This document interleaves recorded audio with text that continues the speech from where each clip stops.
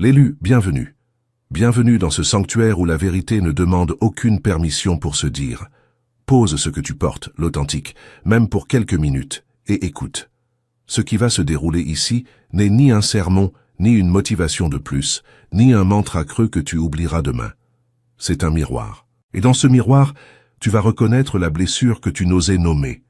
Cette fatigue sans cause médicale, ce vide après certaines conversations, cette impression d'être observé par des ombres qui s'agitent dès que tu brises un peu trop fort. Ce n'est pas de la paranoïa, ce n'est pas de l'épuisement ordinaire. C'est le signal que quelque chose en toi s'est éveillé et que les forces de l'obscurité autour de toi ont immédiatement reculé d'un pas pour préparer leur contre-offensive. Et c'est précisément ici que la vérité commence à se révéler, l'élu. Car il existe une connaissance que ce monde n'a jamais voulu que tu découvres. Une connaissance interdite, tenue hors des écoles, hors des médias, hors des grandes plateformes de succès. Une forteresse énergétique absolue, accessible seulement à ceux qui sont prêts à cesser d'être la proie pour devenir le roc. Cette forteresse a un nom, et elle est née dans la nuit pour ceux que la lumière fatigue à force d'être trahis. Elle s'appelle le protocole obsidienne, et dans quelques instants, tu vas comprendre pourquoi les systèmes qui fabriquent des moutons ont tout fait pour qu'elle reste enfouie. Sache ceci d'entrée, l'authentique. Le jour où tu as cessé de courir après la validation, le jour où ton énergie s'est réaccordée sur ta propre vérité, l'atmosphère autour de toi a basculé sans que tu bouges le petit doigt.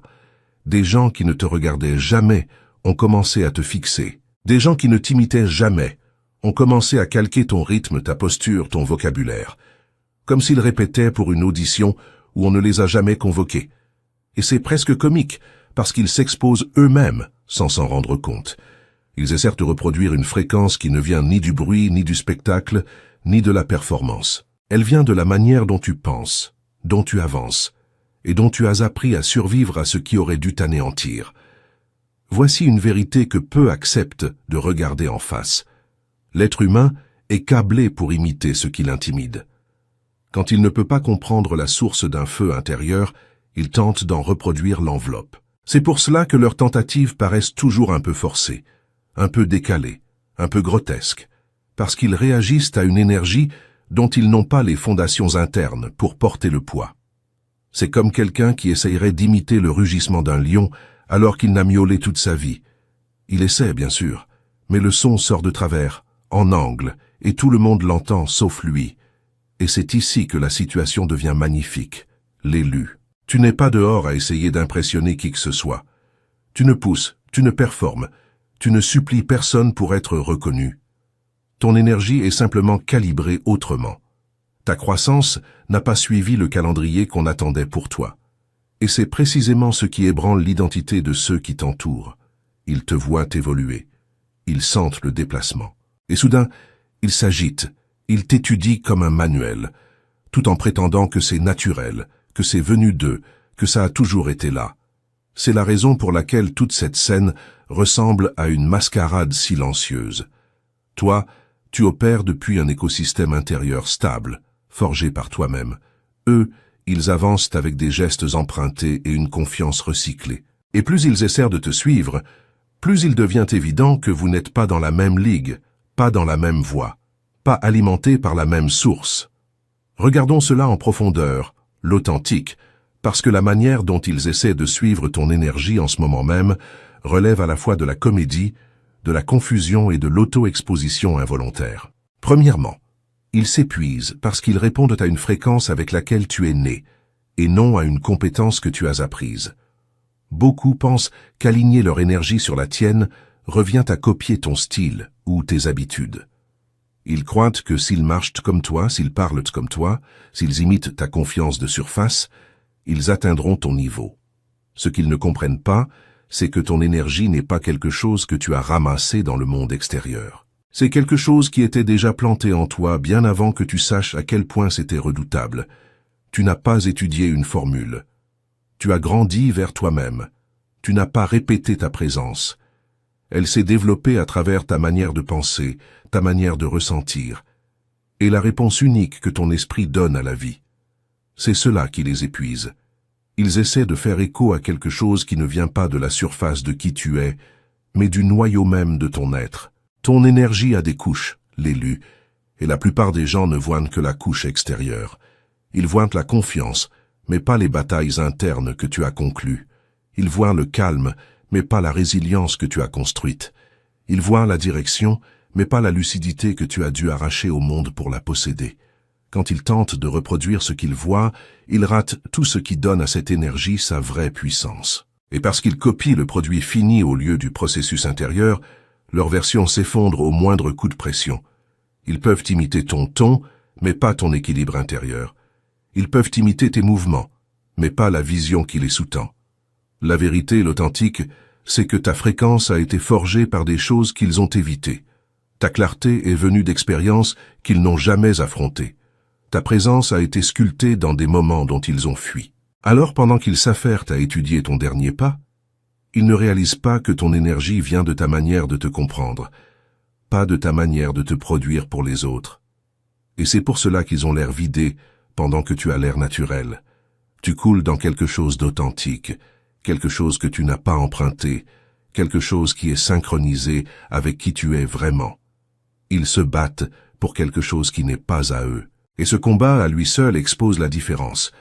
Ils peuvent continuer à essayer l'élu, mais sans ton fondement intérieur, ils resteront toujours en deçà, parce que ton énergie n'est pas un costume qu'on enfile. C'est une fréquence qu'ils n'ont jamais été bâtis pour porter. Deuxièmement, l'élu, ils échouent parce qu'ils entrent en compétition avec quelqu'un qui ne participe même pas à la course. Quand des gens tentent de s'aligner sur ton énergie, ils oublient une vérité essentielle. Tu ne joues pas au jeu qu'ils croient. Eux sont dehors en train de sprinter, de pousser, de forcer chaque mouvement, comme s'ils étaient enfermés dans une compétition avec une ligne d'arrivée, une médaille et un public prêt à applaudir. Mais toi, tu n'es même pas sur cette piste-là. Tu bouges sur une autre temporalité, guidé par un autre motif, alimenté par une autre compréhension. Et c'est précisément pour cela que leurs efforts s'effondrent avant même d'approcher ta réalité. Ils traitent ta présence comme quelque chose à vaincre ou à gagner, alors qu'en vérité elle est faite pour être témoignée. Ils se mesurent à un standard qu'ils ne comprennent pas, et cela, à soi seul, garantit l'échec. Ils chassent l'intensité, mais tu es stable. Ils chassent le hype, mais tu es enraciné. Ils chassent l'approbation, mais tu es autosuffisant. Quand quelqu'un se mesure à une version de toi qui n'a pas été conçue pour la comparaison, il ne peut que paraître désespéré, confus, voire franchement ridicule. Ils livrent une bataille contre le mauvais ennemi, avec les mauvaises armes. Ce qui rend la chose encore plus profonde, l'élu, c'est que tu n'essaies pas de te démarquer. Tu n'as pas de mission de surpasser. Tu ne te réveilles pas chaque matin en te demandant comment écraser les autres. Tu es simplement aligné avec toi-même. Et l'alignement a une présence qui lui est propre. Quand quelqu'un opère depuis l'alignement, cela se lit comme de la puissance, même s'il ne fait rien de dramatique. Mais quand quelqu'un opère depuis l'insécurité, cela se lit comme de la panique, même quand il essaie d'avoir l'air calme. Alors ils échouent, l'authentique, non pas parce qu'ils sont faibles, mais parce qu'ils sont mal placés. Ils courent après l'ombre d'une chose à laquelle ils n'ont pas accès. Et aucune quantité d'imitation, aucune quantité de forçage ne pourra combler ce fossé. Tu ne peux pas rivaliser avec quelqu'un qui ne rivalise pas, et tu ne peux pas surpasser quelqu'un qui ne se mesure pas dans la même monnaie. Au bout du compte, leur échec est en réalité la preuve de ton unicité. Le jour où ils comprendront que tu n'es pas dans leur course, ils arrêteront de courir, ou enfin, ils commenceront à marcher leur propre chemin. D'ici là, toute cette performance continuera de ressembler à ce qu'elle est vraiment. Une chasse frénétique après quelque chose qui ne peut pas être attrapé, parce que cela n'a jamais été conçu pour l'être. Troisièmement, l'élu, ils utilisent mal ton plan directeur, parce qu'ils copient les résultats sans avoir survécu au processus. Quand des gens essaient de s'aligner sur ton énergie, ils agissent comme si c'était une recette qu'ils pouvaient dérober au plat fini. Ils regardent le résultat, ta confiance, ton calme, ta présence, et ils pensent qu'en copiant ces ingrédients, ils obtiendront la même saveur. Ce qu'ils ne prennent jamais la peine de demander, c'est ceci. Comment ce plat a-t-il été cuit à l'origine? Quel feu a-t-il traversé? Quelle pression a-t-il enduré? Quelles erreurs l'ont façonné avant qu'il ne devienne quelque chose qu'ils veulent à présent imiter? Ton énergie n'est pas construite à partir des moments forts qu'ils peuvent voir. Elle est construite à partir des luttes silencieuses dont ils n'ont jamais été témoins, à partir des nuits où tu t'es questionné et où tu t'es quand même levé le matin, à partir des moments où tu as eu peur et où tu as agi quand même, à partir de frontières que tu as apprises à la dure et de leçons que tu as payées avec du temps, des larmes et de l'humilité. Ils sautent tout cela, saisissent la surface et s'étonnent que le goût soit plat. Copier les résultats sans avoir survécu au processus, l'élu c'est comme porter l'armure d'un autre sans s'être entraîné dedans. Cela impressionne jusqu'au moment où la vraie pression arrive. Et là, tout se disloque, parce que rien n'a été conditionné sur leur propre corps. Ils peuvent répéter tes mots, imiter ta posture, contrefaire un ton, mais ils ne peuvent pas reproduire la discipline interne qui donne du sens à tout cela. Parce que sans la colonne vertébrale dessous, ce n'est que de la décoration. Et c'est là que ça devient douloureusement évident pour quiconque regarde avec attention. Quand tu as mérité quelque chose, cela repose sur toi naturellement. Quand tu falsifies quelque chose, cela repose sur toi comme un manteau emprunté, deux tailles trop grands. C'est pour cela que leurs tentatives paraissent forcées, bruyantes, instables. Ils courent après une maturité qu'ils n'ont jamais construite, une clarté pour laquelle ils ne se sont jamais battus, et une confiance en eux qu'ils n'ont jamais mise à l'épreuve. La vérité la plus profonde, l'élu, c'est que ton énergie ne peut pas être rétroconçue parce qu'elle n'est pas mécanique. Elle est organique. Elle grandit à travers l'épreuve, la réflexion, l'échec, l'honnêteté. Elle est façonnée par des choix qu'ils n'ont pas faits et un courage qu'ils n'ont pas encore découvert. Alors, ils continueront à mal utiliser le plan, à construire des versions creuses, à s'effondrer sous la pression et à rester perplexe devant l'évidence que ça ne tient jamais. Pendant ce temps, toi, tu continues d'avancer, non pas parce que tu performes, mais parce que tu vis le processus chaque jour. Et personne ne peut photocopier un chemin qu'il n'a pas marché. Quatrièmement, l'authentique, leur désespoir expose leur déséquilibre. Ils cherchent la validation dans le même monde que toi tu as déjà transcendé. Quand des gens essaient de s'aligner sur ton énergie, ce qu'ils poursuivent vraiment, ce n'est pas toi. C'est l'approbation d'un monde qui les contrôle encore. Ils veulent être vus, reconnus, applaudis, acceptés, célébrés, parce que ces choses leur apparaissent encore comme des questions de vie ou de mort. Pendant ce temps, toi, tu as déjà traversé cette saison. Tu as déjà appris que les applaudissements ne peuvent pas te tenir debout, que l'attention ne peut pas te construire et que la validation est trop instable pour bâtir une identité dessus. Et cette différence se voit immédiatement. Le désespoir est bruyant, même quand il est silencieux. Il fuit à travers les sourires forcés, les confiances exagérées, les comportements copiés-collés, les transformations soudaines qui ressemblent plus à de la panique qu'à de la croissance. Quand quelqu'un est encore attaché à l'approbation extérieure, chaque geste devient performatif. Il n'agit pas depuis la vérité, il agit depuis la peur d'être ignoré, oublié, devenu invisible. Et quand cette peur entre en collision avec quelqu'un qui ne joue plus à ce jeu-là, elle produit un spectacle impossible à cacher. Toi, l'élu, tu bouges depuis une stabilité intérieure. Tu n'as pas besoin que la foule te dise que tu as de la valeur. Tu n'as pas besoin que des inconnus te couronnent. Tu n'as pas besoin de likes, de louanges ou d'imitations pour te sentir vivant. C'est cette indépendance, l'authentique, à laquelle ils réagissent vraiment, même s'ils ne parviennent pas à la nommer. Ton calme défie leur chaos. Ta certitude éclaire leur insécurité. Ta confiance en toi révèle les fissures qu'ils recouvrent depuis des années. La partie la plus révélatrice, c'est que leur désespoir n'est pas une faiblesse, c'est de l'information. Elle montre exactement à quel point leur fondation est déséquilibrée. Quand quelqu'un veut te refléter à tout prix, c'est parce qu'il n'a pas encore découvert son propre centre. Il emprunte une énergie qu'il ne peut pas produire. Il emprunte une identité qu'il ne peut pas soutenir. Il emprunte une confiance qu'il ne peut pas puiser en lui-même. Et parce qu'il construit sur un sol emprunté, toute la structure tremble au moindre souffle. Pendant ce temps, toi, tu continues de marcher comme si rien de lourd ne t'avait jamais touché. Non pas parce que la vie t'a épargné, mais parce que tu as appris à cesser de sous-traiter ta valeur. Voilà pourquoi leurs efforts ont l'air d'un effort, l'élu, et les tiens l'air d'une évidence. L'un court après une approbation dans un monde qui n'arrête pas de déplacer la ligne d'arrivée. L'autre a déjà complètement quitté la piste. Et ce fossé, l'authentique, Aucune quantité de copier-coller ne pourra le refermer. Cinquièmement, l'élu, ils ne peuvent pas s'aligner sur ton énergie, parce que la tienne repose sur l'alignement intérieur et non sur la performance extérieure.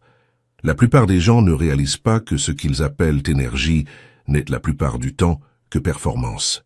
Ils pensent que s'ils haussent la voix, marchent d'une certaine façon, ajoutent un peu de confiance sur commande et jouent aux inébranlables, ils produiront le même effet que quelqu'un d'autre a naturellement.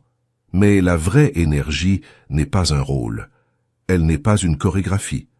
Elle n'est pas un charisme qu'on peut acheter ou copier. La vraie énergie est le résultat visible d'un alignement intérieur. Et l'alignement ne se falsifie pas, parce qu'il est une conversation profonde entre qui tu es et la manière dont tu choisis de te présenter. Quand tu es aligné, tes pensées, tes émotions et tes actions cessent de se battre entre elles. Ton but cesse de chanceler. Ta présence cesse d'avoir besoin de décoration. Tu n'as personne à convaincre parce que tu t'es déjà convaincu toi-même. Cette cohérence-là, l'élu, rayonne même quand tu es silencieux, même quand tu es immobile, même quand tu ne fais rien de spectaculaire. C'est comme un murmure régulier qui court sous tout ce que tu dis et tout ce que tu fais. Et les gens le perçoivent, même s'ils ne parviennent pas à le nommer. Ceux qui essaient de s'aligner sur cette énergie ne le peuvent pas, parce que leur monde intérieur est chaotique, pendant que leur monde extérieur s'agite pour faire croire le contraire. Ils rapiècent l'insécurité avec de la bravade. Ils camouflent la confusion avec du bruit. Ils recouvrent les doutes avec des éclats de confiance soudaine qui s'effondrent dès que la vie pousse en retour. L'alignement, c'est empiler des briques sur un sol solide. La performance, c'est empiler des cartes sur une table prise par le vent. Cela peut impressionner une demi-seconde, mais cela ne durera jamais. Et c'est là que l'humour s'infiltre, l'authentique. Tu repères toujours quelqu'un qui performe, parce qu'il s'épuise bien plus vite que toi. Il sue pour avoir l'air d'avoir maîtrisé la vie pendant que tu la vis simplement. Il se penche, il s'étire, il exagère, il surcompense. Et toi, tu es là à te demander comment un être humain peut brûler autant d'énergie à essayer de paraître effortless. L'alignement intérieur porte aussi une honnêteté, l'élu. Quand tu es aligné, tu n'as pas besoin de prétendre. Quand tu n'as pas besoin de prétendre, les gens te font confiance sans qu'on le leur ordonne. Quand les gens te font confiance, ils se sentent en sécurité près de toi, attirés vers toi, influencés par toi, et ils ne savent pas pourquoi. Pendant ce temps, l'imitateur, l'authentique, ne peut pas créer la confiance, parce que la confiance ne pousse que dans l'authenticité, jamais dans l'imitation. Alors ils peuvent continuer à essayer, à jouer, à répéter, mais ils ne pourront pas entrer dans un espace qu'ils n'ont jamais construit à l'intérieur d'eux-mêmes. Ton énergie n'est pas quelque chose qu'ils peuvent copier, c'est quelque chose qu'ils doivent mériter. Et tant qu'ils ne l'auront pas mérité, chaque tentative ressemblera exactement à ce qu'elle est, un raccourci enthousiaste, bruyant et profondément grotesque qui ne mène nulle part. Sixièmement, l'élu, tu les perturbes parce que tu leur rappelles à quel point leur monde rétrécit quand ils cessent de grandir. Certaines personnes sont mal à l'aise en ta présence, non pas parce que tu es de trop, mais parce que tu exposes quelque chose qu'elles fuient depuis longtemps, leur propre stagnation. La croissance n'est pas toujours bruyante. Parfois, elle est silencieuse, intime, invisible à tous, sauf à ceux qui, justement, ne grandissent plus du tout. Quand ils te voient t'étendre, émotionnellement, mentalement, spirituellement ou même seulement en assurance, tu allumes un projecteur sur les murs qu'ils n'ont cessé de longer pendant des années sans même les remarquer. Quand quelqu'un cesse de grandir, l'élu, son monde rétrécit. Même si son ego devient plus bruyant, il arrête d'apprendre, il arrête de réfléchir, il arrête de prendre ses responsabilités, il arrête d'entrer dans l'incertitude, et à la fin, il arrête de percevoir les possibles. La vie devient une boucle, le confort devient enfermement. Et quand quelqu'un comme toi entre dans la pièce en portant un mouvement vers l'avant qu'ils n'ont plus, c'est une disruption. Pas parce que tu les juges, mais parce qu'ils se jugent eux-mêmes. Ce déclencheur, l'élu, n'a rien à voir avec l'envie ou la jalousie. La plupart du temps, il est plus profond. C'est du deuil. Tu leur rappelles la version d'eux-mêmes dans laquelle ils n'ont jamais investi. Tu leur rappelles des rêves qu'ils ont rangés, du courage qu'ils ont refusé, des compétences qu'ils ont évitées, des changements qu'ils pensaient faire plus tard, et plus tard n'est jamais venu. Alors quand ils te regardent évoluer, c'est comme fixer un miroir qu'ils ne peuvent pas briser. Et ils réagissent de la seule manière qu'ils connaissent. Mimétisme, panique, croissance forcée, et parfois même hostilité. Le plus révélateur, c'est qu'ils pensent réagir à toi alors qu'en vérité, ils réagissent à leur propre développement arrêté. Ils essaient de s'aligner sur ton énergie. Mais ce qu'ils chassent vraiment, c'est le sentiment d'être à nouveau vivant, d'être à nouveau capable, d'être à nouveau en mouvement. Et parce qu'ils n'ont pas construit ce muscle-là, tout leur paraît étranger, lourd, et franchement un peu tragique, presque comique à observer. Pendant ce temps, toi, tu continues de grandir, non pas pour impressionner qui que ce soit, mais parce que la croissance est devenue ton état par défaut. Quand le progrès te devient normal, l'élu, tu cesses d'attendre des applaudissements et tu commences à attendre de la clarté. Quand la clarté devient normale, tu cesses d'être ébranlé par ceux qui ne suivent pas. Alors quand ils sont déclenchés, souviens-toi que ce n'est pas parce que tu es envahissant. C'est parce qu'ils réalisent, peut-être pour la première fois, que rester pareil n'est pas neutre. C'est rétrécir. Et personne n'aime affronter cette vérité. Surtout quand elle se promène devant eux, calme, centré, absolument imperturbable. Septièmement, l'élu, ils ont l'air ridicules parce qu'ils empruntent la confiance au lieu de la construire. La confiance en soi est l'une de ces choses que tout le monde désire, mais que très peu gagnent vraiment. Et quand quelqu'un ne l'a pas bâti de l'intérieur vers l'extérieur, il essaye de l'emprunter de l'extérieur vers l'intérieur. Il copie le ton, la posture, le swagger, l'humour, l'audace, tout ce qu'il pense pouvoir convaincre le monde qu'il maîtrise. Mais la confiance empruntée montre toujours ses coutures. Elle craque sous la pression. Elle vacille quand elle est interrogée.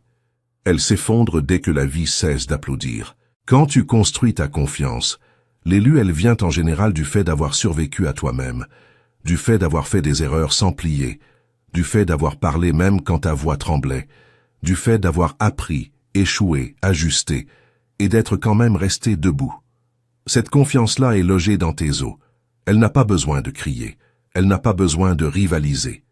Elle entre calmement dans une pièce et les gens l'aperçoivent sans qu'on la leur dise. La confiance empruntée, en revanche, c'est comme quelqu'un qui porte un bijou qu'il ne peut pas se payer. Ça brille, mais c'est artificiel, et tout le monde voit que ce n'est pas à lui. Il surcompense, surperforme, survend. Il rit trop fort, agit avec trop d'aplomb, prétend trop fort. Et l'ironie, l'authentique, c'est que plus il essaie, plus le masque devient transparent. La confiance réelle est calme. La confiance fausse est frénétique. C'est pour cela qu'ils ont l'air ridicules à côté de toi. Même quand ils donnent le meilleur d'eux-mêmes, tu n'es pas en train de performer. Tu habites. Ils n'habitent rien. Ils auditionnent pour un rôle qu'ils n'ont jamais répété. Et le public perçoit toujours la différence entre quelqu'un qui parle depuis la vérité et quelqu'un qui lit un script. Une autre chose que les gens ratent, l'élu, c'est que la vraie confiance peut coexister avec l'humilité, la douceur et l'incertitude. Tu peux être puissant et doux en même temps. Tu peux parler lentement et pourtant captiver l'attention. Tu peux admettre tes erreurs et rester respectable. Quand la confiance de quelqu'un est empruntée, ces combinaisons semblent impossibles. Alors, il les évite complètement et reste bloqué dans la version caricature. Alors quand tu regardes leurs tentatives et que tu ne peux pas t'empêcher de sourire, ce n'est pas de la cruauté, l'élu, c'est de la lucidité. Tu assistes à l'écart entre quelqu'un qui a marché dans le feu et quelqu'un qui n'a fait que le regarder sur les écrans. Ils peuvent t'emprunter autant qu'ils veulent, mais la confiance ne se loue pas, ne s'imite pas, ne se télécharge pas. Elle se cultive. Et tant qu'ils n'auront pas fait ce travail, leur énergie ressemblera toujours à ce qu'elle est vraiment. Un costume bruyant qui ne va pas, porté par quelqu'un qui apprend tout juste à se tenir dans sa propre peau. Huitièmement, l'élu, ils imitent tes gestes, mais jamais ton timing. Et c'est là qu'ils continuent de se ridiculiser.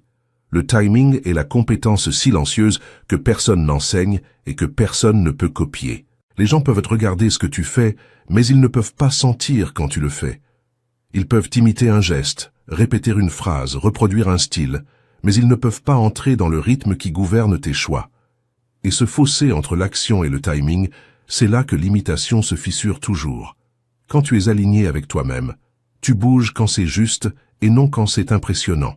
Tu parles quand c'est nécessaire et non quand c'est audacieux. Tu retiens quand la retenue est une force, et tu avances quand le courage l'exige. Cet instinct-là, l'élu ne s'apprend pas dans des tutoriels ni par l'observation. Il se construit dans la conscience, la maturité et une familiarité profonde avec ton propre esprit. C'est le genre de compétence qui fonctionne même quand tu ne sais pas qu'elle fonctionne. Mais l'imitateur, lui, reste à courir après. Il voit un geste après qu'il a déjà produit son effet. Et il essaie alors de le reproduire dans un moment qui ne lui correspond plus. C'est comme danser sur un tempo qu'il entend sans le ressentir. Il est toujours en décalage d'une demi-seconde. Et cette demi-seconde, l'élu, c'est tout. Ce qui paraîtrait puissant au bon moment devient clownesque au mauvais. Ce qui serait authentique en émergeant naturellement paraît forcé quand on le tire d'une checklist. C'est pourquoi leurs tentatives se retournent contre eux. Ils pensent que les résultats sont créés uniquement par les actions. Alors ils copient les actions. Ils ne réalisent pas que les résultats viennent d'une combinaison d'intention, de contexte, d'émotion et de timing. Sans tout cela, l'authentique, leurs gestes flottent dans le vide, déconnectés du sens. Et tout le monde le sent, même si personne ne peut l'expliquer. Il y a aussi une vérité plus profonde. Le timing est lié à l'identité. Quand tu sais qui tu sais quand agir parce que tu sais pourquoi tu agis. Quand quelqu'un ne se connaît pas, il agit au hasard, courant après les applaudissements, courant après la pertinence, courant après tout ce qui ressemble à un but. Alors, quand ils se couvrent de ridicule, ce n'est pas parce qu'ils sont incapables. C'est parce qu'ils imitent quelqu'un dont l'horloge interne leur est inaccessible. Tu ne peux pas imiter l'instinct. Tu ne peux pas imiter la connaissance de soi. Tu ne peux pas imiter l'harmonie entre la pensée, le sentiment et l'action. Tout ce qu'ils peuvent faire, c'est répéter des gestes vides de sens. Et cela se voit toujours. Pendant ce temps, toi, l'élu, tu continues de bouger en accord avec toi-même, calme, stable, imperturbable. Parce que la vraie présence ne cherche pas à avoir l'air bien. Elle cherche à être accordée à ta propre vie. Et personne ne peut copier cela, l'authentique, peu importe les efforts qu'ils y mettent. Neuvièmement, l'élu, ils ne peuvent pas comprendre que ton énergie est chère, parce qu'elle a été payée avec des expériences qu'ils ont évitées. Les gens adorent parler de l'énergie, comme s'il s'agissait de quelque chose qu'on peut ramasser en rayon ou copier sur un écran. Mais la vérité, c'est que la vraie énergie a un prix, et la plupart des gens ne peuvent pas le payer, parce qu'ils refusent de marcher à travers ce qu'il coûte. Ton énergie n'est pas venue de l'inspiration, elle est venue de l'endurance. Elle n'est pas venue de l'observation des autres, elle est venue du fait d'avoir survécu à toi-même. Chaque fois que tu t'es senti seul et que tu as continué, l'élu, tu as payé ta présence. Chaque fois que tu as fait un choix qui te faisait peur et que tu l'as fait quand même, tu as payé ta clarté. Chaque fois que la vie t'a mis au sol et que tu t'es relevé sans devenir amer, tu as payé ton calme. Chaque fois que tu as ravalé ton orgueil, dis la vérité. Brisé une habitude, choisis la croissance plutôt que le confort. Tu as payé quelque chose qu'ils ne voient pas, mais que tout le monde ressent. Quand ils te regardent, ils ne voient que la surface. La confiance, le sang-froid, la direction. Ce qui leur échappe, c'est le grand livre comptable invisible en dessous.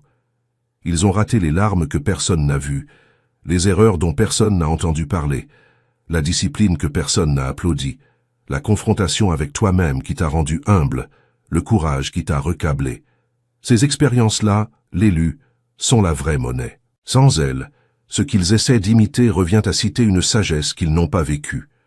Ils ont évité les tempêtes, ils ont évité la responsabilité, ils ont évité l'honnêteté, ils ont évité l'inconfort, ils ont évité la croissance.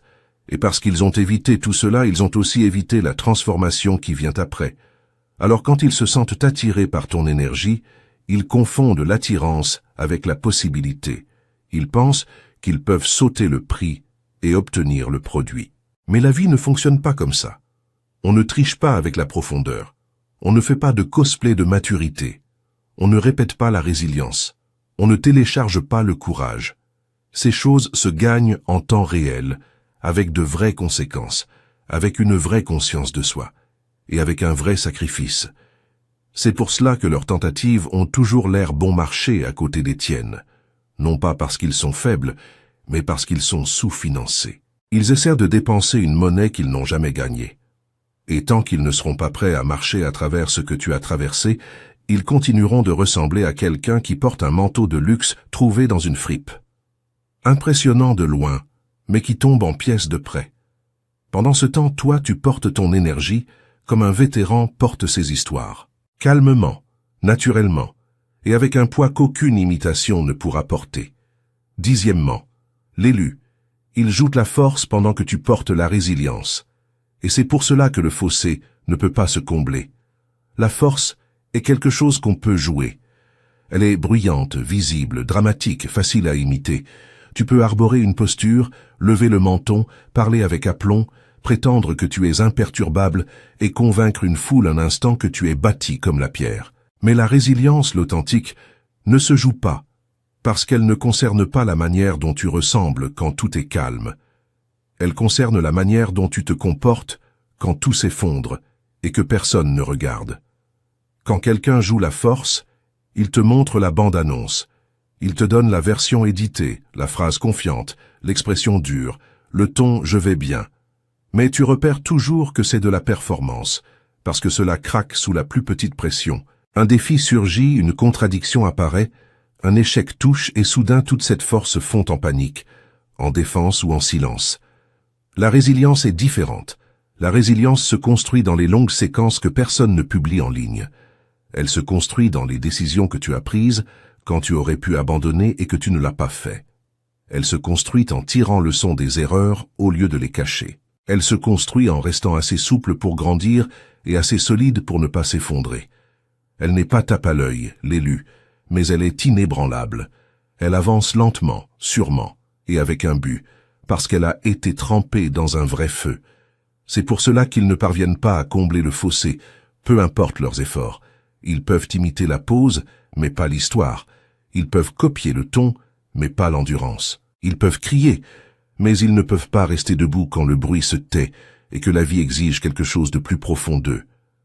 Il y a aussi quelque chose d'ironique et de presque humoristique là-dedans, l'élu. Les gens qui jouent la force s'épuisent vite. Ils deviennent fatigués, stressés, submergés, défensifs, cassants. Pendant ce temps, la résilience est presque paisible. Quand tu as déjà traversé des tempêtes, la météo ordinaire cesse d'être une menace. Quand tu t'es déjà reconstruit une fois, tu cesses de craindre l'effondrement. Quand tu as affronté tes propres faiblesses avec honnêteté, tu cesses d'être secoué quand quelqu'un d'autre les pointe. Alors, l'élu, le fossé n'est pas une question de supériorité ou de compétition. C'est une question de fondation. L'une est un masque qu'on achète et qu'on porte pour l'attention. L'autre est un muscle qu'on ne peut construire qu'en vivant. Et c'est pour cela que même quand ils donnent le meilleur d'eux-mêmes, même quand ils poussent jusqu'à la crampe, même quand ils prétendent jusqu'à ce que cela fasse mal, ils ressembleront toujours à des acteurs à côté de quelqu'un qui a simplement vécu. 11e, l'élu, ils sont mal à l'aise près de toi parce que tu opères depuis la clarté pendant qu'ils opèrent depuis la comparaison. La clarté a une manière de déstabiliser les gens qui ont construit toute leur identité en se mesurant aux autres. Quand tu entres dans un espace en sachant ce que tu défends, ce que tu veux et ce que tu ne toléreras pas, l'élu, tu déplaces l'atmosphère sans même essayer. Tes décisions ont du sens même quand elles sont simples. Ta présence semble stable, même quand tu te tais. Ta direction est visible, même quand tu ne l'expliques pas. Et pour quelqu'un qui vit dans la comparaison, ce genre de cohérence intérieure ressemble à une exposition. La comparaison est une manière bruyante de vivre. Elle maintient les gens en train de vérifier sans cesse leurs reflets dans le succès, la confiance, le bonheur ou le progrès de tout le monde. Ils ne savent pas qui ils sont parce qu'ils ont sous-traité la définition d'eux-mêmes au monde. Alors quand ils rencontrent quelqu'un qui ne vérifie le score de personne d'autre, cela les ébranle. Cela éclaire le vide sous leur course. Toi, l'authentique, tu ne te mets pas en conjecture sur toi-même, tu ne sondes pas la salle, tu ne réécris pas ton but chaque fois que tu vois quelqu'un faire mieux. Ta clarté vient d'une honnête investigation intérieure, du fait de poser des frontières, d'apprendre ce qui compte vraiment pour toi au lieu de ce qui impressionne les autres. Cette clarté-là est rare, l'élu, et les choses rares rendent toujours mal à l'aise ceux qui ne sont pas prêts. L'humour dans tout cela, c'est qu'ils pensent que leur malaise vient du fait que tu es trop confiant ou trop différent, alors qu'en vérité, Il vient du fait qu'ils se sentent debout sur une fondation qui tremble pendant que tu es debout sur le roc. Ils sont tellement occupés à regarder le parcours de tout le monde qu'ils n'ont jamais commencé le leur. Et se trouver près de quelqu'un qui l'a fait, c'est comme regarder un documentaire qu'on n'a jamais signé, mais qu'on ne peut pas s'empêcher de regarder. Quand la clarté parle, l'élu, elle force les gens à affronter les questions qu'ils esquivent. Qu'est-ce que je veux vraiment? Vers quoi je travaille? Pourquoi est-ce que je cours après la version du succès de quelqu'un d'autre? Pourquoi est-ce que je me sens invisible, sauf quand je suis en compétition? Ces questions-là ne peuvent pas recevoir de réponses faites d'énergie empruntée ou de gestes copiés. Alors, l'élu, leur malaise n'est ni de l'agressivité ni de la jalousie. C'est une conscience à laquelle ils ne sont pas encore prêts. Et tant qu'ils n'arrêteront pas de comparer pour commencer à construire, se trouver près de quelqu'un d'aligné, d'enraciné et de défini par soi-même ressemblera toujours à se tenir sous une lumière dans laquelle ils ne sont pas prêts à entrer. Pendant ce temps, toi, tu continues d'avancer avec un but. Non pas pour intimider, mais simplement parce que la clarté est devenue ta manière de vivre. 12e, l'élu, il t'étudie comme un manuel, parce que tu perturbes les systèmes qu'ils ont construits autour du faux semblant. Quand quelqu'un a passé des années à bâtir une version de lui-même faite pour impressionner, se protéger ou éviter le jugement, il crée des systèmes, des scripts, des masques, des comportements, des déclencheurs, des réponses, des performances. Ces systèmes le maintiennent en sécurité, parce qu'il n'a jamais à montrer ce qu'il y a réellement en dessous. Il peut rester en contrôle tant que la performance fonctionne. Mais quand il rencontre quelqu'un qui ne joue pas à ce jeu-là, cela le court-circuite. Tu entres sans script, tu te présentes sans masque, tu parles depuis l'honnêteté, même quand elle est simple. Tu te tiens avec une aisance enracinée qui ne peut pas être répétée. Et soudain ces systèmes soigneusement conçus le lâchent. Il ne peut pas te catégoriser, il ne peut pas te prédire, il ne peut pas te surpasser, il ne peut pas t'imiter proprement. Alors il s'attarde, il analyse, il dissèque, il t'étudie comme un manuel qu'il a oublié de réviser. Ce qu'il étudie vraiment, l'élu, c'est l'absence de faux semblants. Il fixe quelque chose qu'il n'a jamais vécu, une personne dont le comportement extérieur correspond à la vérité intérieure. Cela détruit toute la structure dans laquelle il vit, parce que cela prouve quelque chose qu'il niait. L'authenticité n'est pas une faiblesse, l'honnêteté n'est pas le chaos, et la présence n'exige pas de théâtre. Le plus drôle, c'est que son étude ne fait qu'approfondir sa confusion. Il prend des notes sur les comportements, mais manque l'essence. Il copie les schémas, mais manque le but. Il imite les mouvements, mais manque le sens. C'est comme lire la liste des ingrédients sans jamais goûter le plat.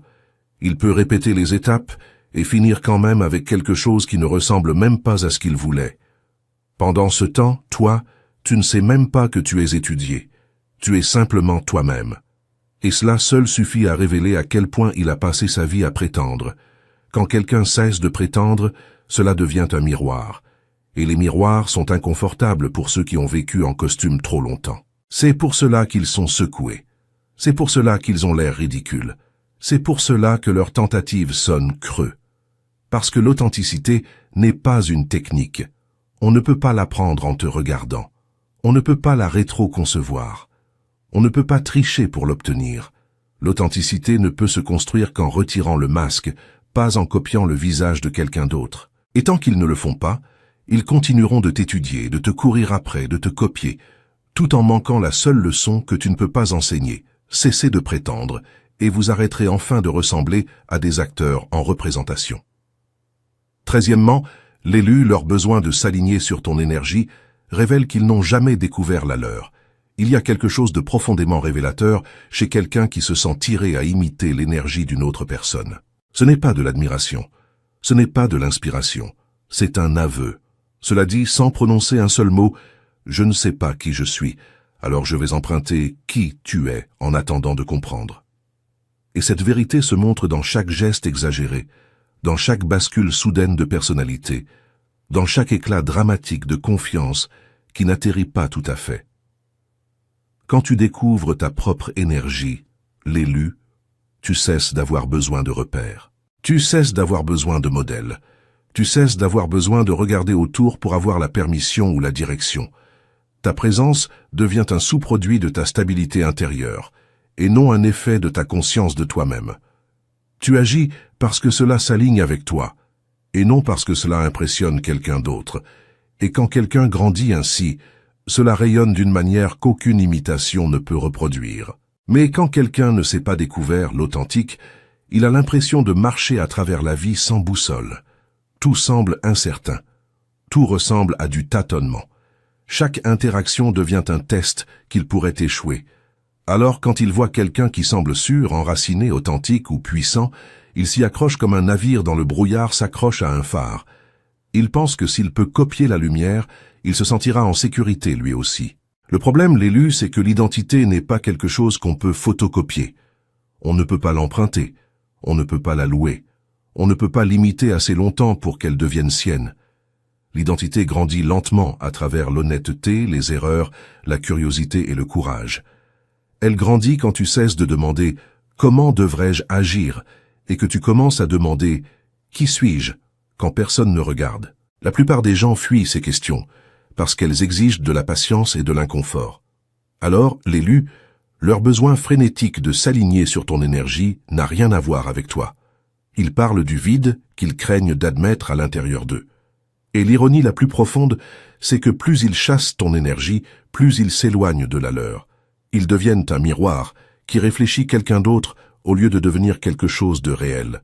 Toi, l'élu, tu n'as rien à chasser. Ton énergie est une extension de toi, et non un costume qu'on retire le soir.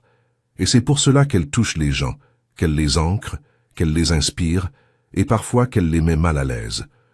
Au bout du compte, l'authentique, leur copie est en réalité un signe d'espoir, parce que vouloir ce que tu as est la première étincelle qui peut les conduire à bâtir ce qu'ils n'ont jamais imaginé pouvoir avoir par eux-mêmes.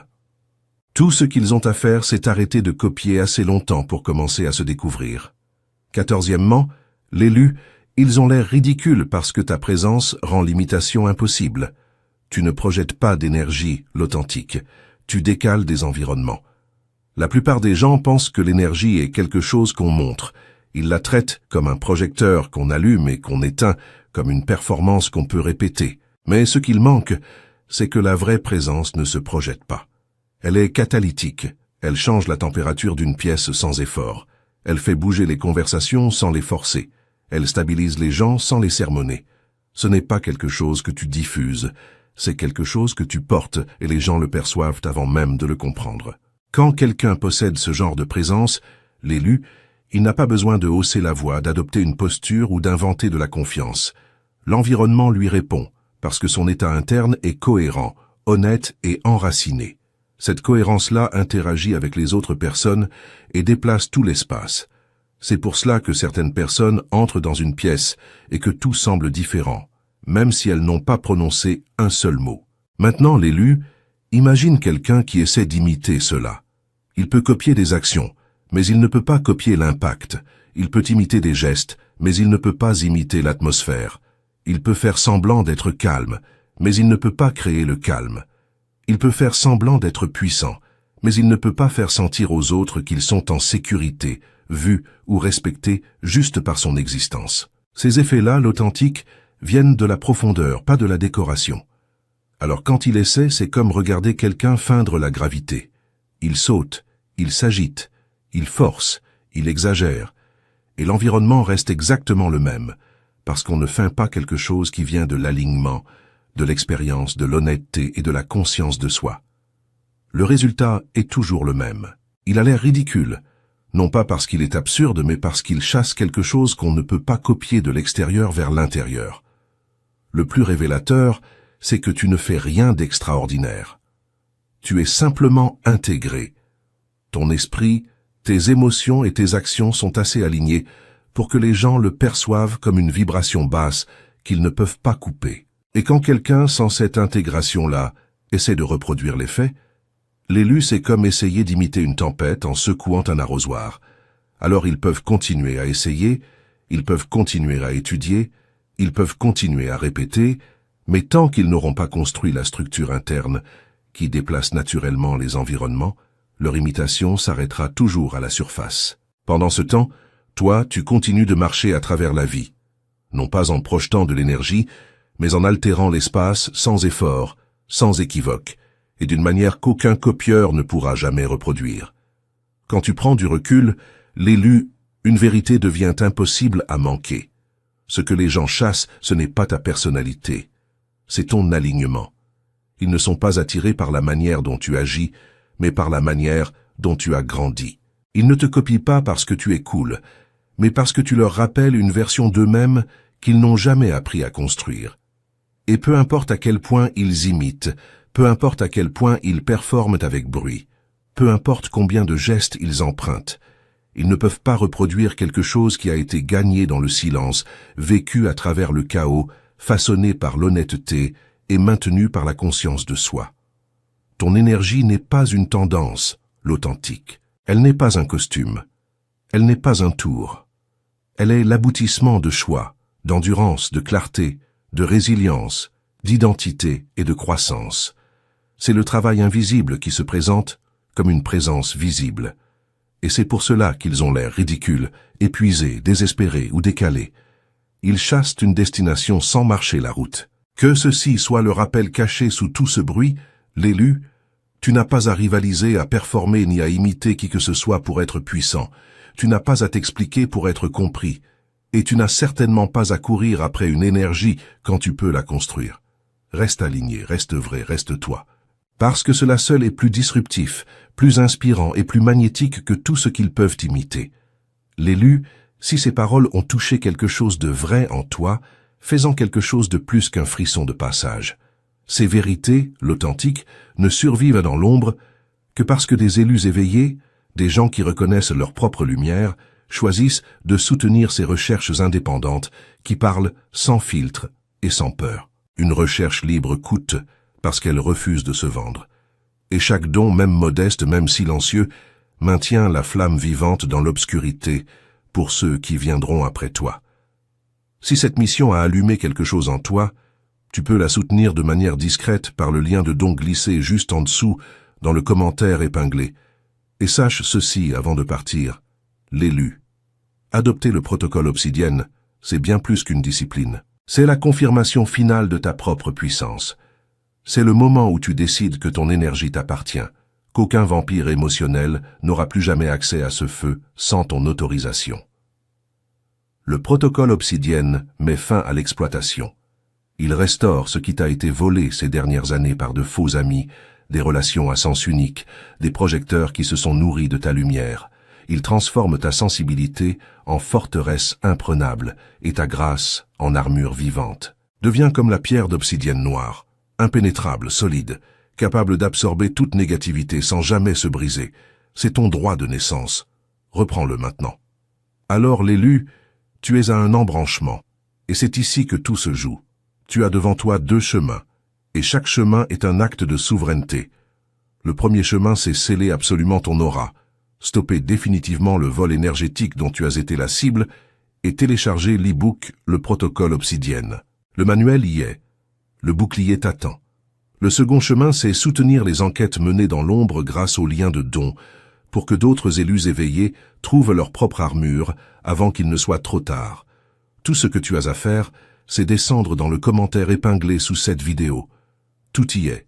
Le protocole Obsidienne t'attend, et le lien de don aussi, si ton cœur te porte à garder la lumière allumée pour d'autres. L'élu, ta puissance n'est pas un accident. Elle est une justice. Et la justice divine